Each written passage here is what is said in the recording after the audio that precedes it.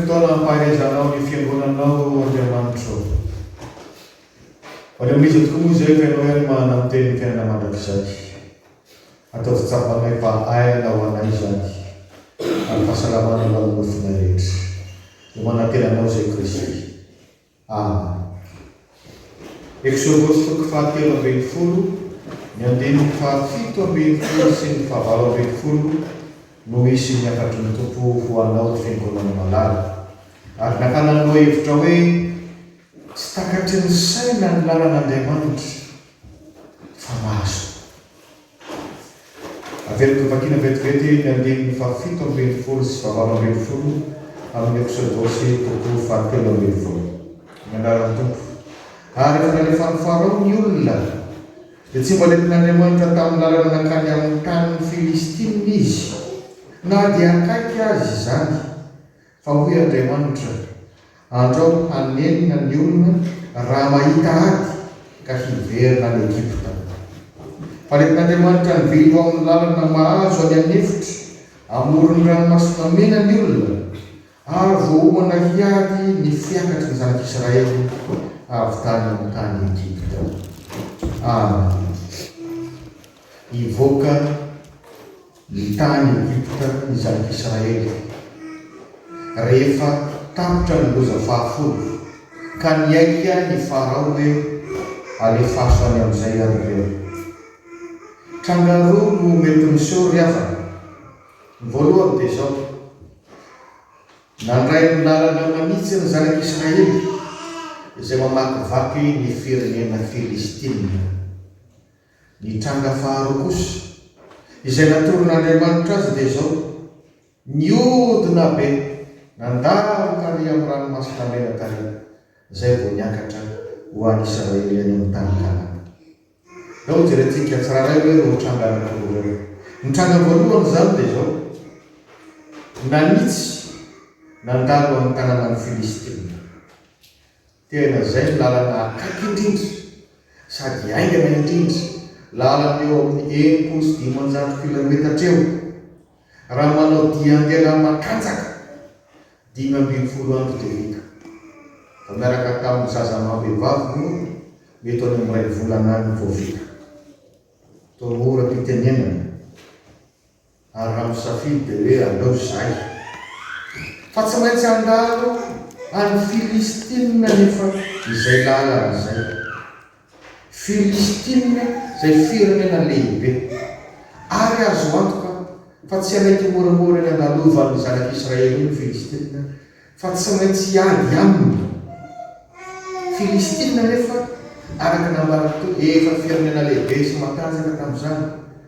Masika olona, manana olona misetrasetra efa zatra ady, mba zatra manjanaka.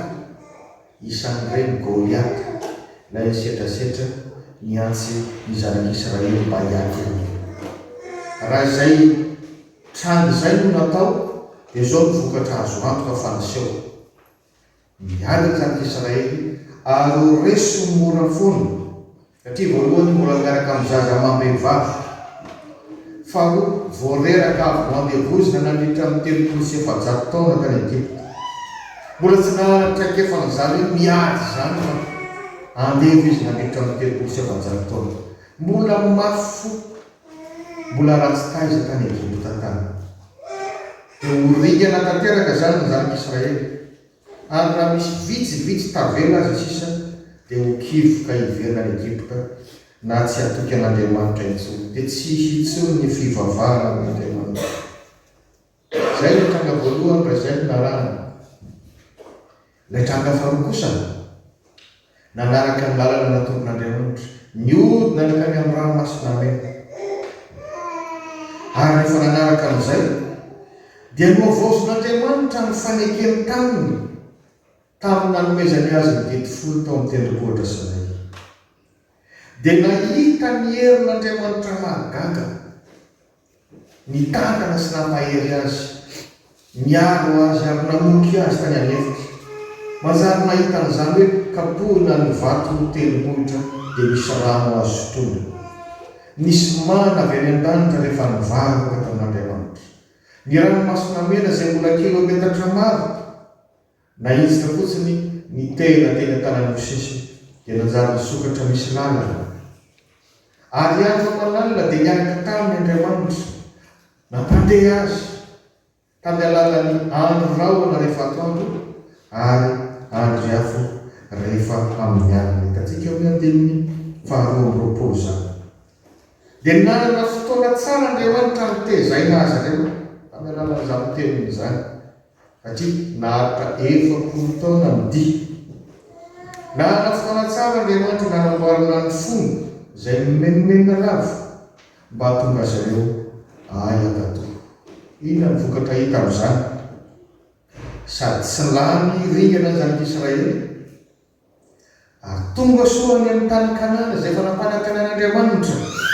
Izany hoe mahita ny fampanterahany planin'Andriamanitra sy ny fampananterahana nataon'Andriamanitra teo amin'ny fiainana izy. Inona moa no tantara namoatra an'izany? Ka izany rehefa nanomezana amin'ny lohateny an'ity afatra ity hoe tsy takatra ny saintsika ny lalàn'Andriamanitra. La voix de Dieu est impénétrable. Fa mahasoa antsika kosa nefa. Iza ny mieritreritra hoe le lalana namodidina nananiana 40 taona kay no mahatonga azy ireo tonga tany amin'ny tany Kanana. Fa tsy le lalana 5 na 30 andro monja. Raha nandeha tamin'ny lalana vetivety nefa dia maty ringana.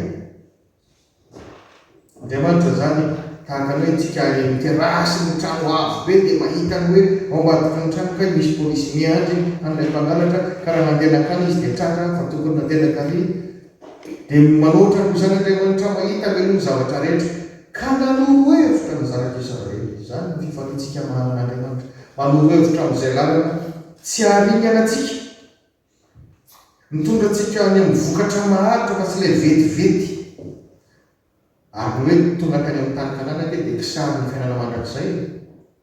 Izany zany ny planin'Andriamanitra hoe tsy ilay fiainana eto an-tany ihany fa ny fiainana ankoatra an'izao tamaso ny fanoman'Andriamanitra ho an'izay maharitra mba ho tanteraka amintsika izay nampanantenan'Andriamanitra.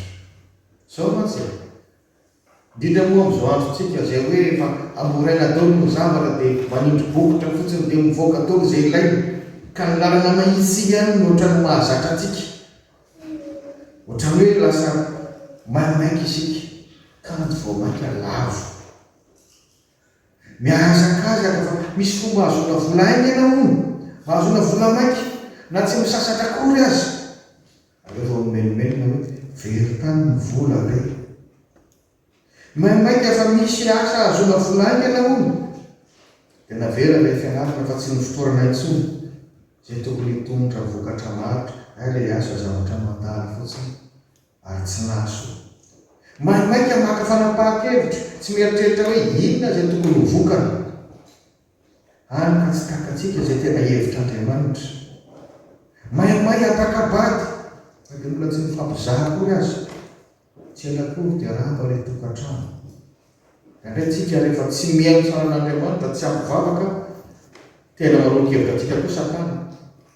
Ary tsy miaino ratsy ny hevitry ny olona manodidina antsika fotsiny isika dia very any isika. Ary vao marina dia voasoratra amin'ny obolana 420 dia ny 420 manao hoe misy lalana ataon'ny olona ho mahitsy, kanjo lalana mivarina any amin'ny fahafatesana amin'ny hafarana. Ka za mamaika fotsiny hoe zao natorin'ny olona dia tonga dia miroboka mivavaka manontany ny hevitr'Andriamanitra. Maka fotoana tsara andinihana, hitondranam-bavaka, amakafakana tsara mba tsy ho fatomomoka vetivety izay fanoman'Andriamanitra ianao. Aza miala misitrapon'Andriamanitra isika. Izany ny lalàn'Andriamanitra. Ny lalàn'Andriamanitra dia miavatsika tsy ho ringana. Ny lalàn'Andriamanitra dia miaraka amintsika isan'andro tahaka ny andro rahoana sy andro iafo. Ary mampiorona antsika amin'ny tenin'Andriamanitra tahaka ny nanomezana amin'ny didy folo. Mampianatra antsika hiatehitra aminy. Tena sy tavavoaka tany amin'ny tany hevitra zanak'Israely raha tsy niatehitra tamin'Andriamanitra. Mampianatra antsika hahatoky azy. Ary zany no ilazana amintsika hoe tsy takatra ny saintsika ny sitrapon'Andriamanitra sy ny lalàn'Andriamanitra. Mety mandalo zava-tsarotra koa ngamba ianao zao. Izany no kisary ny tany hevitra. fa rehefa Andriamanitra no miaraka aminao tsy maintsy tafavoaka ianao.